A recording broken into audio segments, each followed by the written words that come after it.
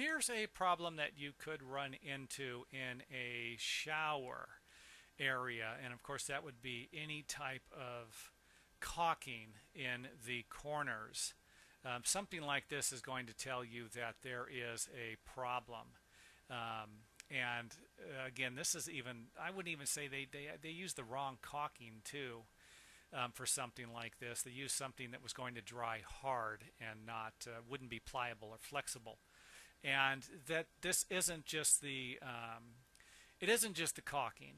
You can caulk something like this, but if the moisture is getting behind the tile through these grout joints here and then working its way behind the tile and behind these cracks, or let's just say behind the tile, and then soaking into the cracks that you can't caulk, you just can't get the caulk into, then of course this would be a big deal. Now, whenever you see something like this, there's a good chance that this is a big deal. Let's go ahead and take a closer look at it here, and you can see that the caulking is, this stuff here looks like it's fine, but this stuff looks like it's chipped away, and or it's cracked again. And you're going to see this more with a caulking that would dry hard instead of something that would be pliable. Silicone would be a good example of something that would be pliable. It's not going to dry real hard.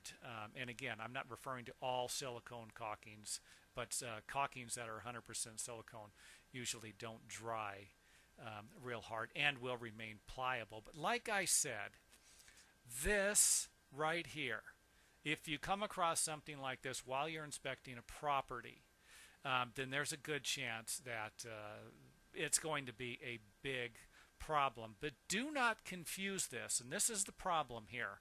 Don't confuse this. There's actually a leak in this particular home from the bathtub.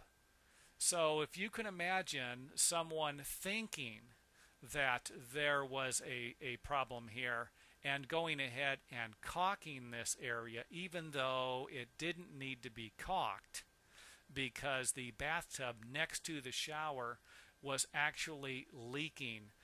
So if you kind of get the drift here, you will run into a situation every once in a while where someone has done something like this when it didn't really need to be done, and there wasn't nothing wrong with the shower. It was actually leaking from another spot. So again, don't be confused and think that something like this is a problem when it really isn't. And something like this could be checked. You could actually plug up the drain in the shower, fill this area up with water, and see if it leaks. Most of the time you can fill an area like this up about 2 inches, and of course you can see the cracks there, that they would be covered. And if the water leaked out of the shower area, then you would know that you definitely have a problem.